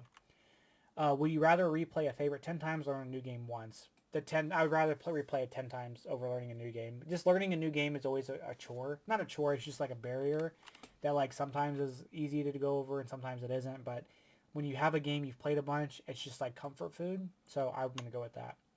What game punishes early mistakes the hardest? To me, it's chess. I think Calico is another good example. I mean, Calico works. I just said that. So I think Calico is one of those where like you try to plan it out, but like you can be like halfway through the game, you're like, I shouldn't have placed that there, and it can really screw you up. So I think Calico is a good one for that. Another one that I think that I've been playing a lot recently is Glass Road for the solo mode. I was playing last night actually, and I needed like I was basically I had missed. I wasn't paying attention, and I like got rid of all my cards that got me pits, and I needed one pit to connect two sections for a big scoring. And like I realized like, oh shoot, like I wasn't paying. So like you just gotta really pay attention to that game, I think. So what game do you think people play wrong the most, even when they know the rules? I'd probably say, just from my anecdotal experience, Marvel Champions, because the rules can like, as much as that game is like, there's just a lot of nuance with stuff, and so like I think stuff gets played wrong quite a bit. I'm sure I've played things wrong quite a bit, but I also, if you're playing cooperatively or solo, it's probably fine. I don't really stress too much about it. But I'd probably say Marvel Champions is probably one, just because there's a lot of nuances. What board game surprised you the most the first time you played it? I will say that Great Western Trail, the first time I played it, I was like, I get this. Like, I understand why it's so well renowned. Especially because when I looked at that game, I was like, it looks fine, but people like it, so let me try it. And I was like, okay, like, I was like, wow, like, I get it. Like, I understand. I would not say that that was a game that I really appreciated without having played it, if that made sense. Like, sometimes you watch somebody play something, like, I have a good idea what this is. But when I played it, I was like, I get it. So, Great Western Trail is probably the one that did that for me. That and Castles of Burgundy. That was another one. I was like, I get it. So, least favorite board game, I'm gonna say a Feast for Odin. That's some channel lore for you. Um, what game do you think is the most overrated board game? That's hard for me to answer because I don't feel like games like it's all subjective, right? And so what I think is overrated may not be overrated. And I think like and I can even in a game that I don't like, I can understand or appreciate. Let me look at the BGG top 100 and see if I can find something. But I don't know, like, because even my dislike or um, cooling of a Feast for Odin, I understand why people like it, and I understand it being like I totally get it. So it's like to me, it feels like that's not like a fair. Where can I see the top 100? Overrated, overrated. Because I understand, like I get it on a lot of these games. I like looking at these games, and I'm like, I understand. Okay, this might be spicy, and this is me coming from the perspective of liking this game a lot. Like I've played it like 40 times, liking this game a lot. I think Lost Ruins of Arnak may be a little overrated, so that's gonna be my answer. I like Lost Ruins of Arnak a lot, but I don't know that I like it. I think it might be a little overblown. So, but small hot take there. Okay, been watching your vids for 2 or 3 weeks now. I'm new to board game. Can you recommend a board game that closely resembles solving a Sudoku puzzle? So I don't know that I personally have games that way, but just kind of looking at stuff, I think based on like what's that game with the marker boards and the little punch outs.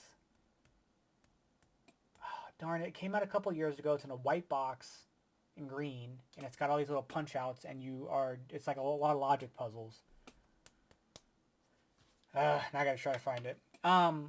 That would be one. Another one that I think because you're looking because basically Sudoku is like reasoning, right? You're trying to like puzzle out and try to figure out something based on, and you're like as you're going through it, you're like narrowing it down because you've completed certain sections that are like this can only be here, so that means this isn't here. It's like reasoning.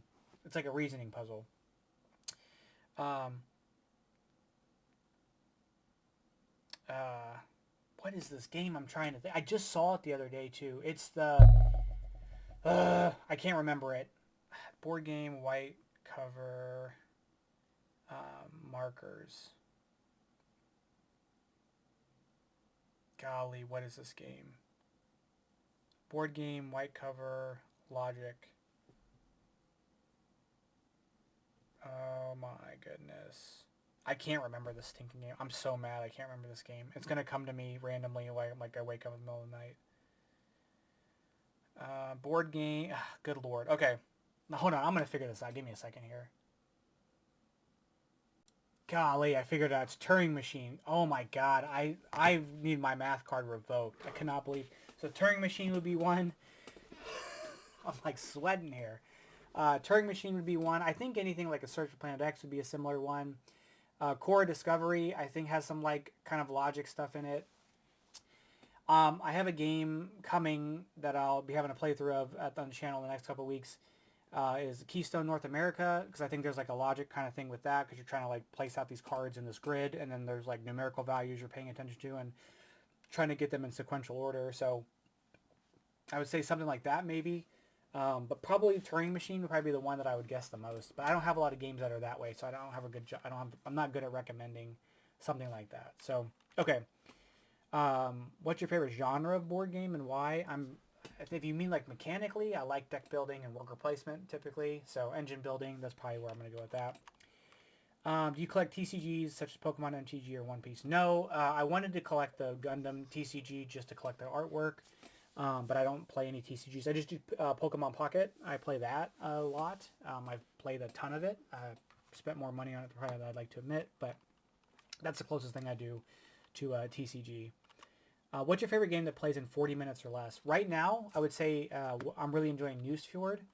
You can play 2 games of that probably in 40 minutes. I just put a playthrough of that on the channel, and there's 2 games I did of that. So Newsfjord is probably my one right now. What are your top 2 to 3 out-of-print board games that are on your want-to-play list? I think the only thing I probably really want to play is... because I've seen it mentioned here and there. Is it like Death Angel something like that? It's like some Death Angel something, Death Angel Hulk or something. And it's a game. What is this called? Space Hulk Death Angel is just supposed to be like a really hard cooperative game, but I've always heard it talked about, and so that's one that I kind of want to try, but I kind of don't dwell too much on games I got to print just because there's so many games. So, which games do you play? All. Which intellectual property would you like to see adapted?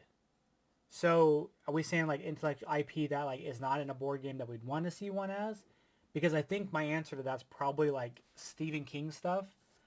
If you don't know, like a lot of the Stephen King stuff is all connected in a shared universe, and so I think you'd have a really cool thing of like making a Arkham style kind of like you could do like an Arkham style like TCG or LCG, and make it like all like Pennywise and the Dark Tower and Cujo and Salem's Lot and The Shining. You could probably do all that because all those characters like they cross over quite a bit and a lot of that stuff's connected. I don't know why this is here. I don't know why I'm offline either. But Stephen King, like using his IP would probably be my go-to for making a game with that. So what board games would you recommend for beginners? It really depends on what you like. But if you want something simple, I would say Cascadia. I think Wingspan's a really good entry point as well because it's a little more involved, but it's still relatively straightforward. So probably one of those 2. Have you played Bruges? Bruges? I've not played Bruges. If it doesn't have a solo mode, I definitely won't. I haven't played it and probably won't. You have quite a few play mats. What's your favorite? So I've got 2 main play mats. This one here, and then underneath it is my space one. I like the water one a little bit more because it's brighter. I also had a big blue. I had a blue one, but it doesn't fit this table. So it was a table underneath this. It was a 3x5. This table topper is too big for that blue one, so I don't have that one. So probably this ocean one right now. I wanted something that wasn't as distracting because there's a lot of cool ones I've seen on table toppers, but they're kind of a lot going on. So I like this. It's like still kind of has something going on, but it's relatively kind of tame. Do you think chess would be popular for release / invented today? That's interesting because chess, like, stuff exists because of chess. So if you were like to remove that and like everything else happened regardless of that, then I don't think so. But I don't know. What is the oldest game you still play consistently? Marvel Legendary. It's from 2012. It's probably the oldest game that I still play all the time. So, what's your favorite board game that you discovered or revisited thanks to your channel's focus, and why does it stand out to you? I'm gonna come back to Paladins again because, like I said, I was like cool into it, and then like I did play it because like at some point in the channel I started expanding out to play more stuff, just not Marvel Legendary. Like I was playing Marvel Legendary. I was getting into other games, but I wasn't recording those other games. I was just doing Marvel Legendary, and so when I started doing other stuff, I was playing only like kind of smaller games because my camera could only kind of not get that much space.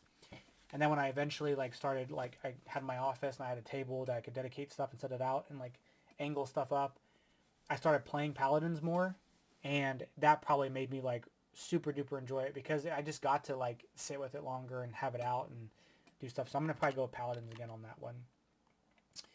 And again, I think that design is near flawless. I just think the economy of that game is super fascinating. So, are you going to play Deckers soon? I looked into Deckers. I might have to revisit that, so I'll have TBD on that. But I was going to do it, and then I was like, I don't know, and then I kind of want to go back to it. So I'll have to see about Deckers. Oh, good old shout out Mark, Andromeda's Edge, my guy. Have you ever designed a game or variant? I have not. I don't know that I'm smart enough for that. I'm just a consumer of them. I don't know that I have it in me to design anything. So, um, let's see. Martin, what's one game that you love but others hate? I don't know. I don't think there is any. I don't think there's a.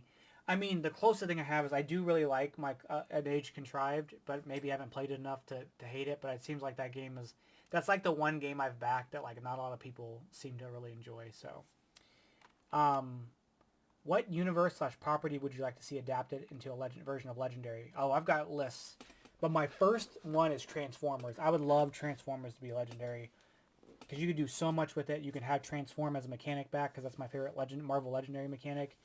Um, so Transformers is number one. Number two is Godzilla. I would love Godzilla Legendary. Again, you'd have plenty of content to go through. You could have all versions of Godzilla. You could do all kinds of Godzilla stuff. You could have all these masterminds be like King Ghidorah, Mecha Godzilla. You could do all kinds of cool stuff with Godzilla.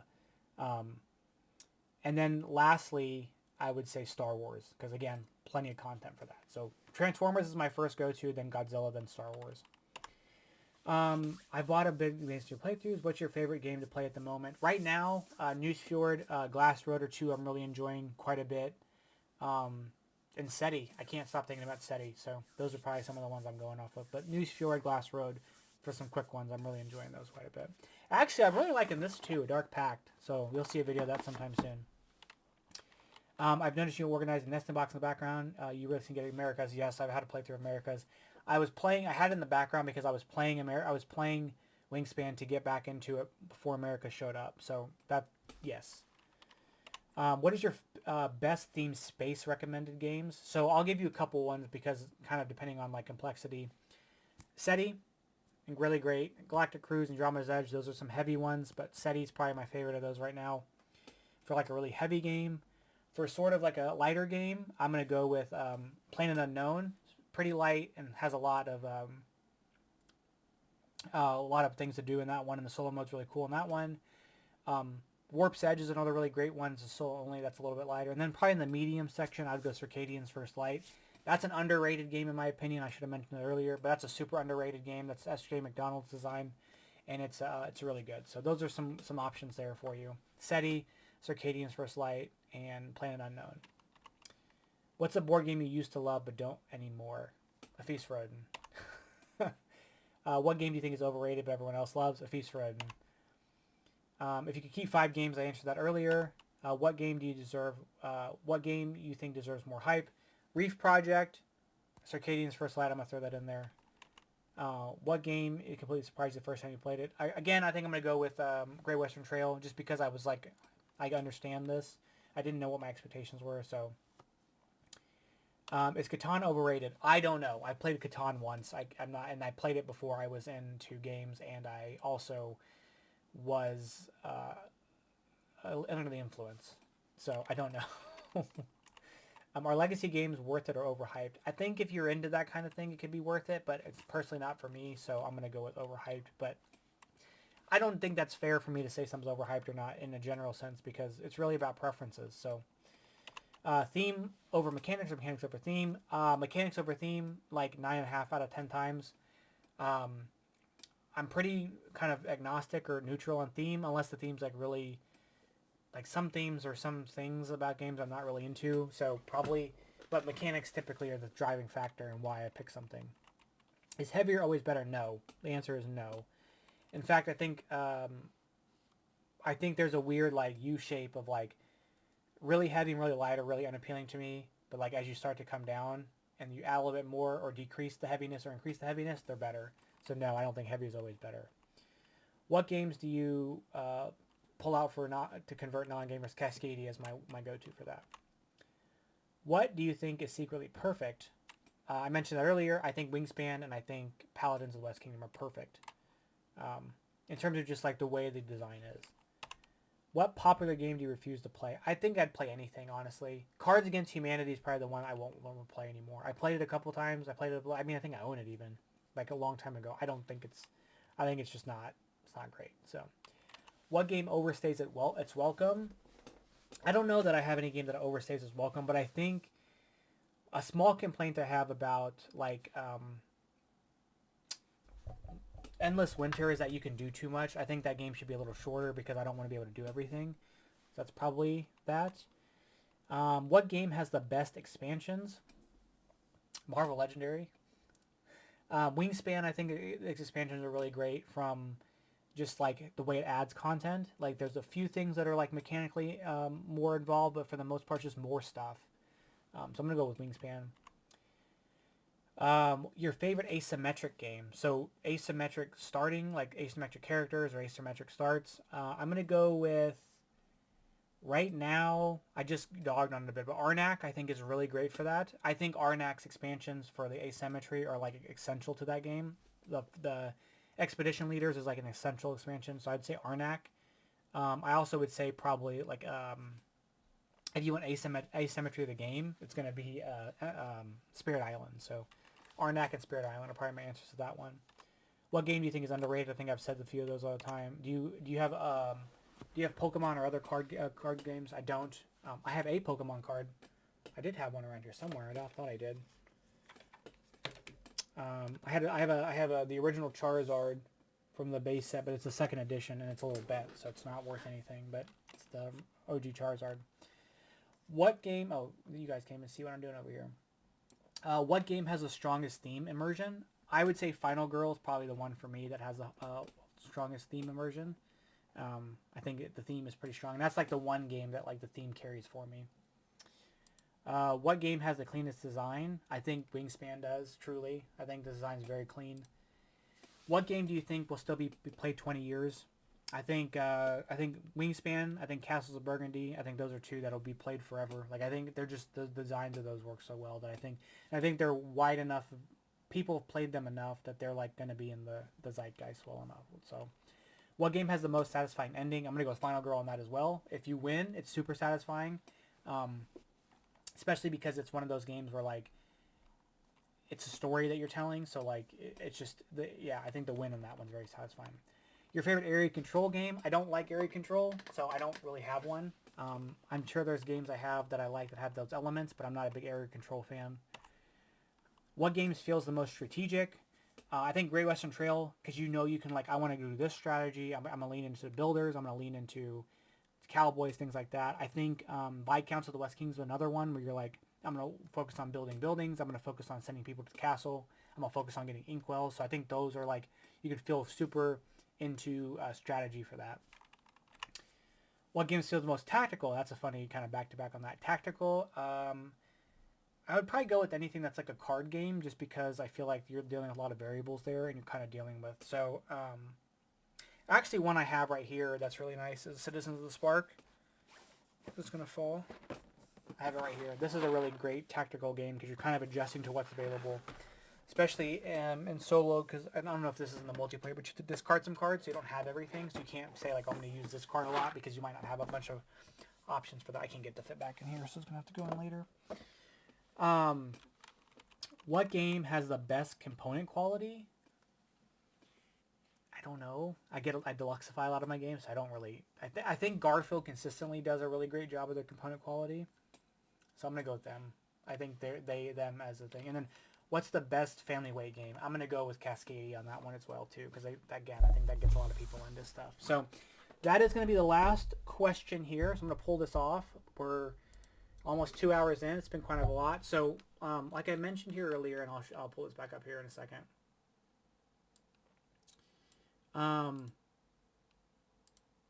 I have given everybody a number.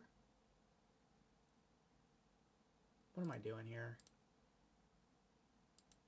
I don't know how to use Google Sheets because I hid the numbers. Oh my gosh. Let me see if I get this over here. I've given everybody a number, so I'm going to I have a random number generator I'm going to pull up on Google, and we're going to, okay, let me figure this out. Operator error. So, I've given everybody a number. Let me hide this again. Sorry, technical difficulties. As you can see here, everybody's got a number here, and everybody's comments here. For whatever reason, there's an extra comment that is like not on the video that's in here somehow. So, but anyway, I've got everybody's comments, and I've got everybody's number. So we're going to pull up a random number generator, and I'm going to choose, and there's a total of 156. So we're going to pull up the RNG and get that going here. So random number generator.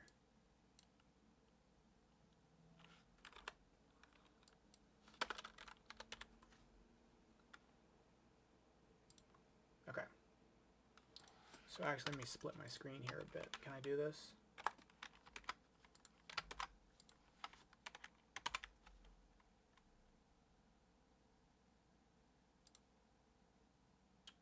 Sorry. Okay, here we go. Whoops. Come on. Oh. There we go. Okay. Okay. So we got a random number generator here. Like I said, there are 156 entries. So we're going to run this. I didn't run this yet. This is just what it defaulted to. So I'll re-Google this so you guys can see. So 156. So we're going to generate. The first winner is 130. So that's going to be user here. So AFK Demon Tribe, you are winner number 1. So let me highlight this here so I can come back to it. Oh, whatever. I got it right here. Okay. Set this off to the side. Okay. And then the next one is going to be 109.